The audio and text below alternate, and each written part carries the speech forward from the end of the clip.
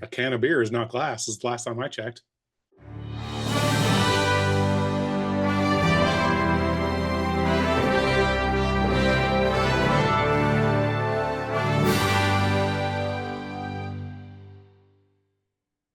Welcome back to the show. I'm Rob. I'm here with Mike and Joe. This is the Hogs, Hops, and Hope podcast. Hot takes, cold beers, zero credentials. We are, about 4 weeks out from the start of training camp. Still not a whole lot going on. A few little things to talk about. But of course, the most important thing to talk about to begin with is, what are we drinking tonight? Joe, let's start with you. You know what? I went back to Miller Lite for tonight. Okay. I'll bring out my specialty beers next week. All right. Mike, what do you got? I'm actually back to my standard Yingling tonight. Okay. Nothing special.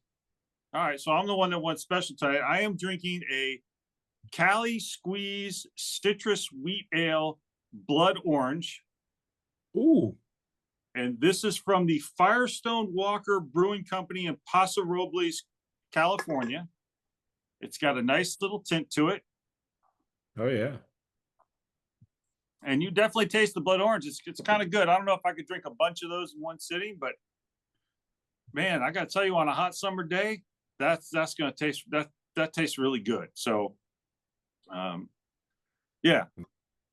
I don't know where Paso Robles is, but it's in California. So whatever. So I'm drinking California.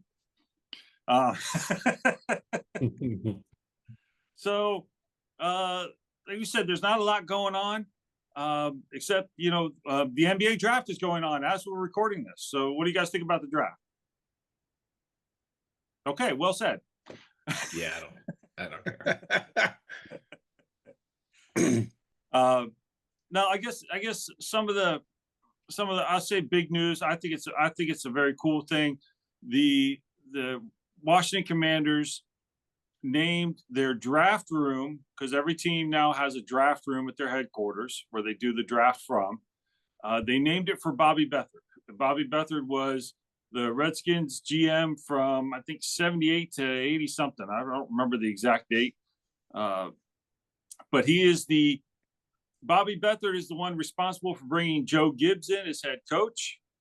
He talked Jack Kent Cook into it, stealing Joe Gibbs from the San Diego Chargers, and then is responsible for all the drafts, drafting Art Monk and Darryl Green and Dexter Manley and all those guys that helped the team win those Super Bowls. And so he is the architect of those things. As much as Joe Gibbs was the X's and O's, Bobby Beathard's the one that got him all the players, and that was the relationship they had. I don't know how much you guys remember about Bobby Beathard, if anything. Do you guys remember seeing him or hearing about him or anything like that? I mean, yeah, but we're much younger than you, so. Well, that's why I phrased the question the way I did. All right. Yeah, I mean, obviously I know who he is, but I don't know much more than that. I mean, other than, yeah, he got us all those Super Bowls, so. Well, you know a lot more than I do. I don't know who that is at all. So he was the general manager from 78 to 88.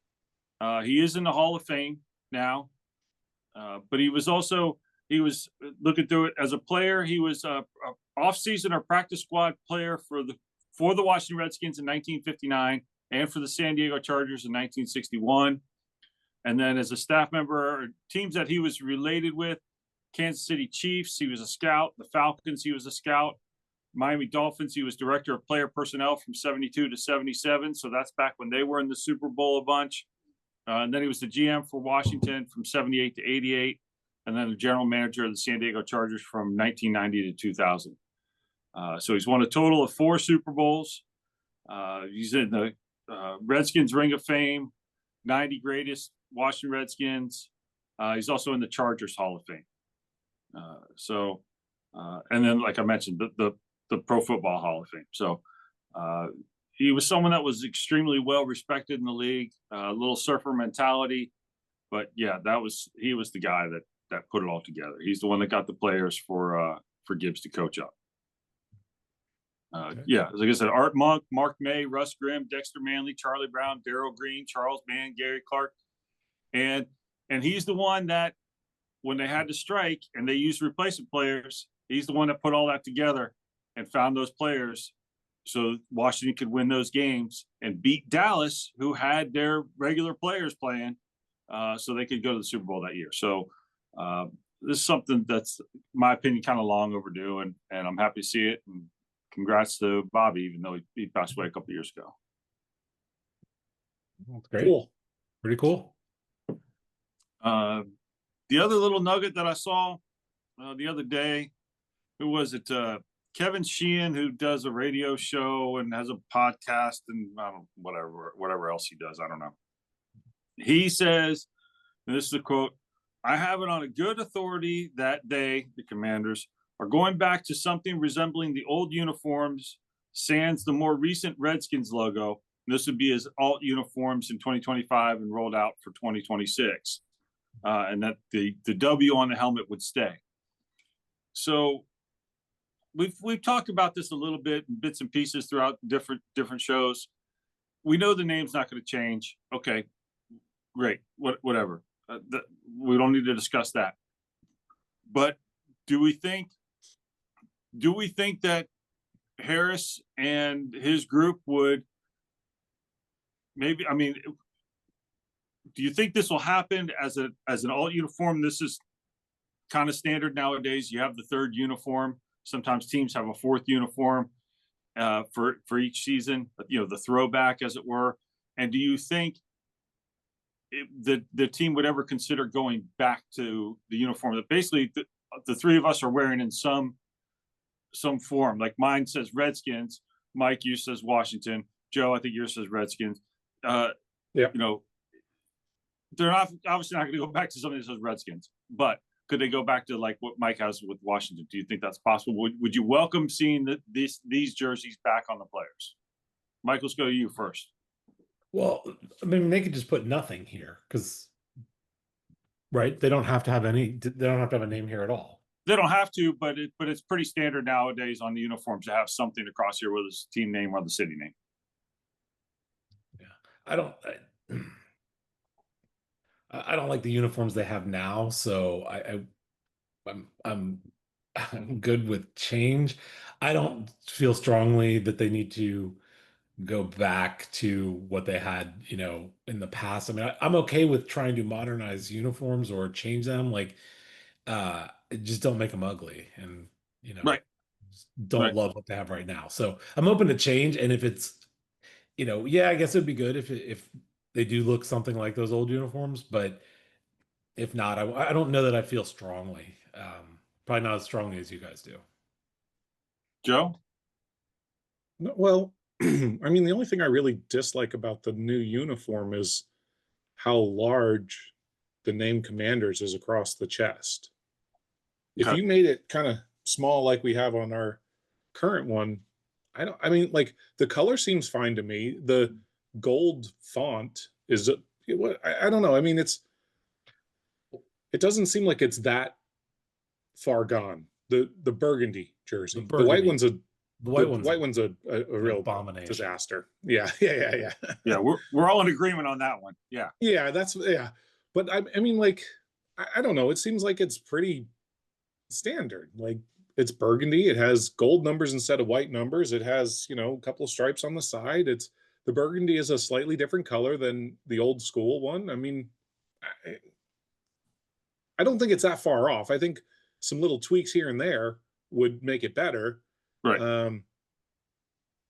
But I don't think we need, like, you know, minus changing the name, of course. That would be wonderful. But that's not happening. But we'll accept it for what it is. Right. I don't think it needs to be drastically changed. Okay. See, I would love for it to go back to, in essence, the Redskins jersey. But what does that mean to you? It was up through 2020, I think it was. What about it needs to change for it to meet that criteria for you? Well, I want to go back to this, what I'm wearing here, what you're wearing, what Mike is wearing. I want this color jersey. I want this because to me, this is what the team is. This is who the team is. The uniforms that they have now, we just said the white ones, the away jerseys are hideous, and they should just ship those off to the Arizona Cardinals and they can use them. because that's what the jerseys are. And then the home jerseys, if you want to call them the burgundy jerseys, I think are ugly as well. Not as bad as the white ones, because you have to try really hard to be as bad as those. But it doesn't represent the team that I grew up with. And I'm not against tweaking a uniform, but because the uniform has been tweaked over the years. They're different stripes on the helmet. Obviously, the helmet has changed over the years. I mean, this goes back. Yes, I'm an old guy. Goes back before your all's time. I mean, you think about it. They had the spear. They had the R. The stripes on the top of the helmet, once they put the Redskin logo on the side, changed a little bit. Things like that. Even the uniforms have changed over the years, with the way the stripes and the different size of the stripes on the sleeves, and just things like that. I don't have a problem with that, and I realize this is the old regime that changed the uniforms, so I can't blame Harris for this, but they took a big swing and they missed badly. And then when you add in the black uniforms, which are atrocious and should never see the field, I want to go back. Yeah, I'm old school. I fully admit that. It's not a get off my lawn moment. It's just I saw no reason to change it. And personally, I think it was part of Snyder's goodbye to the team. It's like, I'm going to screw you all with the name change and give you hideous uniforms. But that's a topic for another day, I guess. But so look, if they don't change it, do I have a problem with it? No. I don't like them. I won't. It doesn't make me cheer for the team less or anything like that. There's no way I would buy anything that resembles the current jersey and the current color schemes that the team uses. If they went back to, like I said, the Redskins jersey type of thing, and if it said Washington across here instead of Commanders, then you know what? I would consider buying a jersey. I will never buy anything that says Commanders on it, but if it said Washington, I would consider doing that if it was back to the burgundy and gold of the 80s and 90s. So you don't think the color even is burgundy?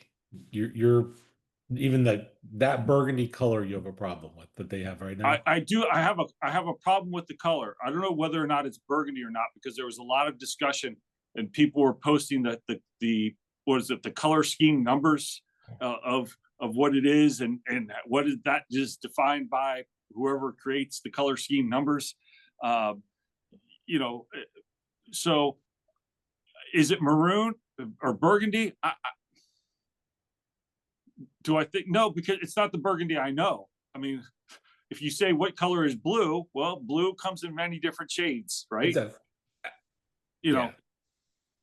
So I don't, again, I'm not saying I hate the team because of the color of their jerseys right now.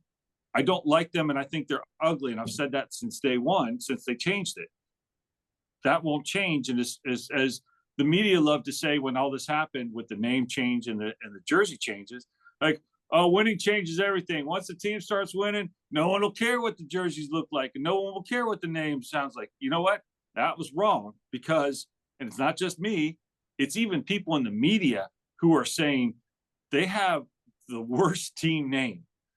And I realize I'm not trying to shift to the team name thing, but it's, the uniforms, when they came out, everybody said, oh, they're fresh.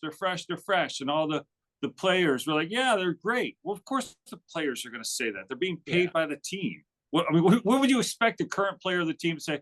No, that's the ugliest uniform I've ever seen. The uniforms I wore in high school were a gazillion times better, and I'm embarrassed to be wearing that on the field.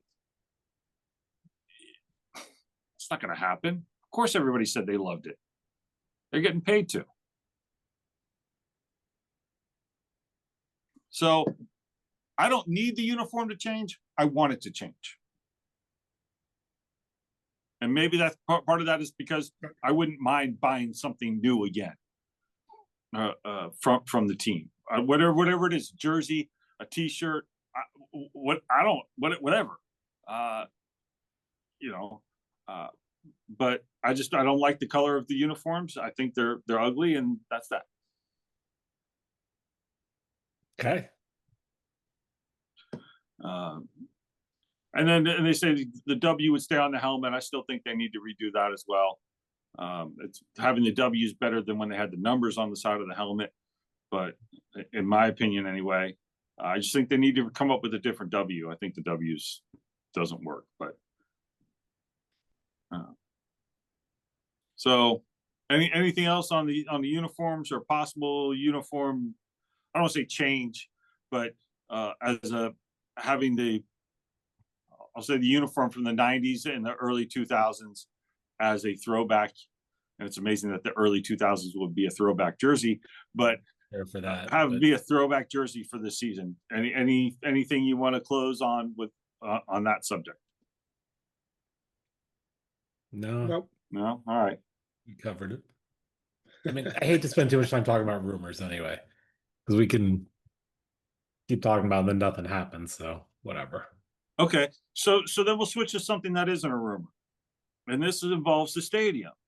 And I didn't see any story about the stadium, but what I saw were people, John Kime, Nikki Javala, who both cover the team.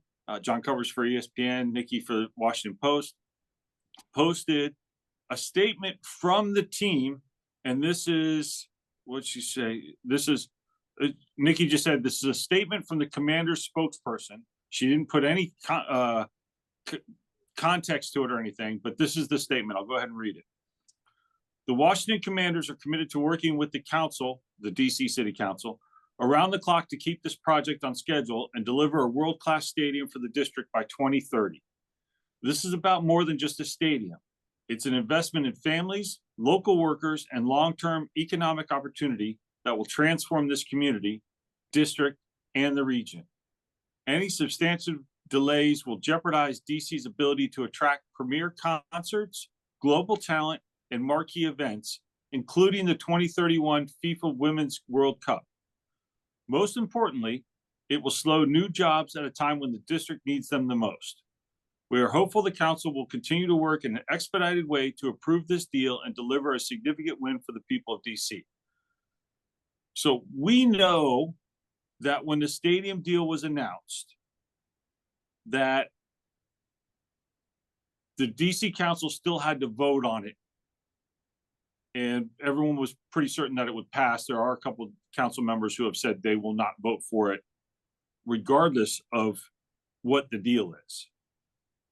But everyone figures there's enough votes to get it passed. But this sounds like the city council is trying to. I don't know what they're doing. I can't even speculate. But like I said, all I see is this statement that comes from the team. It sounds like something's going, I don't want to say wrong, but something's not right. So this is what I was checking. The statement, according to one article I'm reading, was in response to this new bill that came out today that they want to separate. The council wants to separate the stadium talks from their 2026 budget. So essentially pull that out, I guess, and it allows them to have separate public meetings on it, impact statements, things like that. I don't know what that means. I don't know if that's good or bad. I don't know if that's good in that it'll let them expedite it to meet the July 15th deadline. Well, I have no idea. But that is apparently what is okay in response to. And that's what I didn't see. Like I said, I didn't see any stories. All I saw was this, and none of the reporters had posted anything else other than the statement. So I felt like that was kind of weird that they would just post a statement without context. It is kind of weird because, yeah, like I said, the article I'm looking at does say that statement was in response to this bill. Okay. So, obviously we've talked about the stadium in depth previously. I was early on. I said that I didn't think the stadium would be built at the RFK site. I just thought there were too many hurdles. There were too many people who would be against it. And this doesn't say it's not going to be built. If anything, it potentially delays it.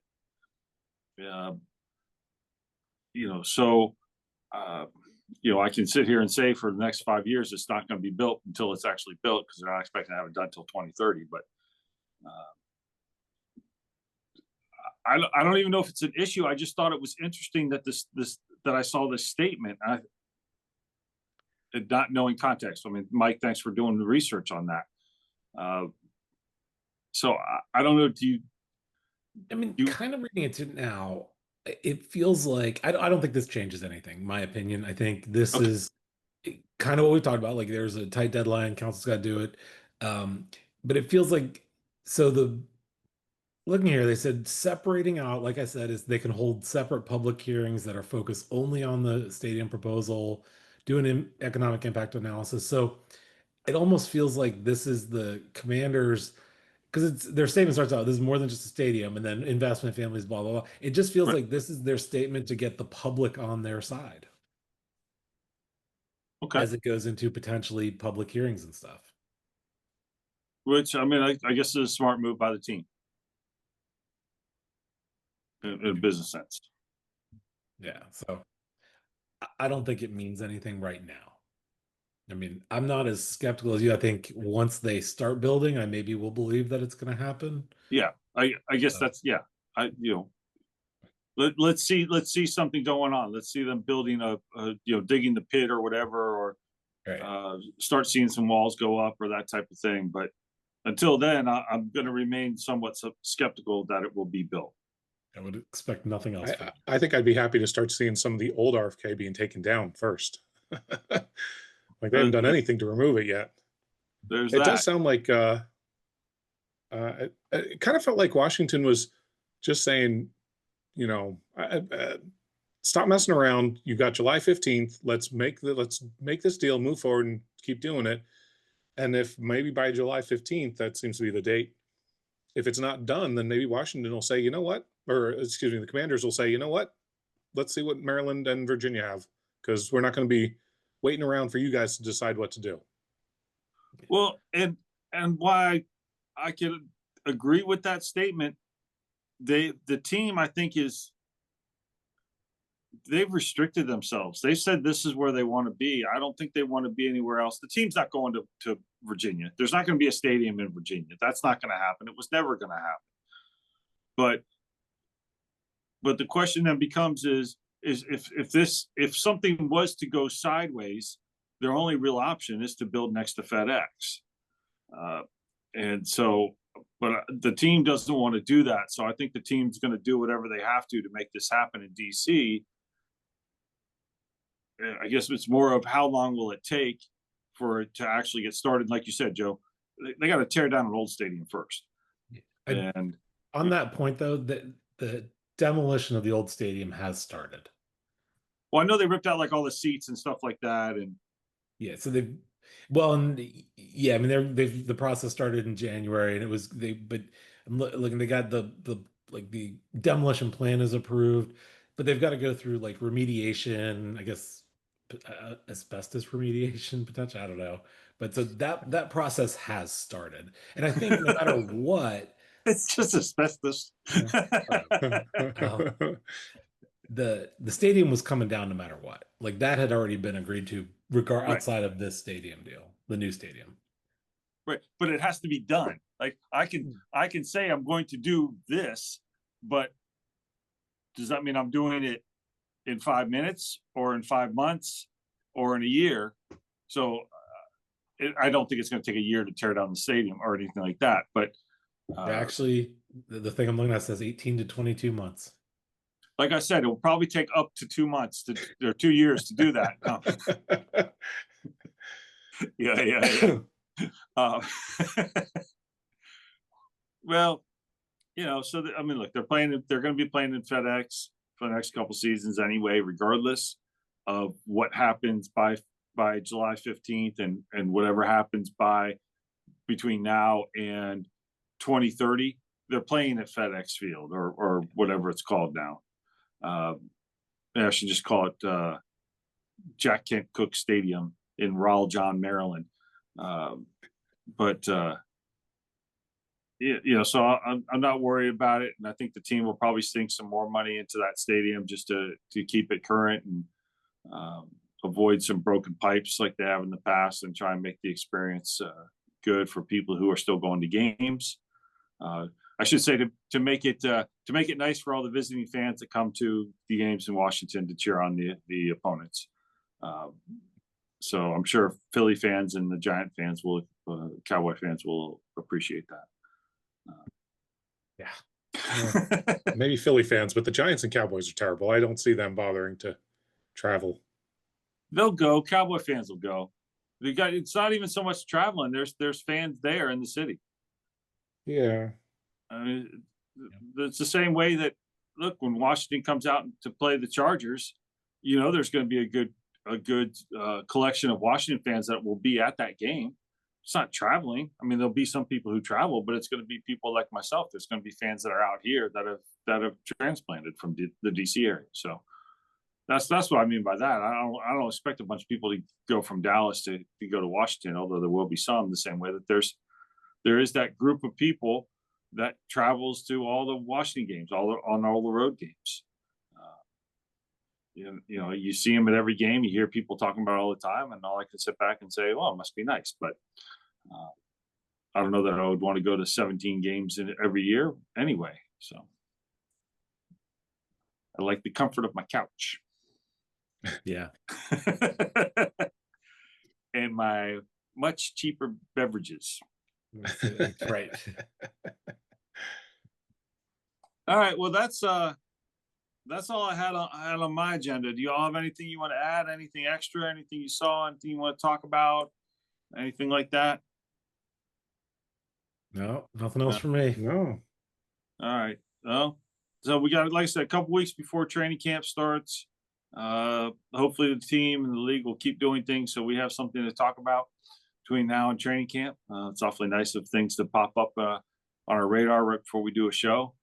So we appreciate that. Thank you, team. And I guess we'll call it a show. So please don't forget to click subscribe and like and leave comments and stuff like that, because it feeds our fragile egos. And until next week, everyone have a wonderful day, week, night, whatever. Bye. Bye. See ya.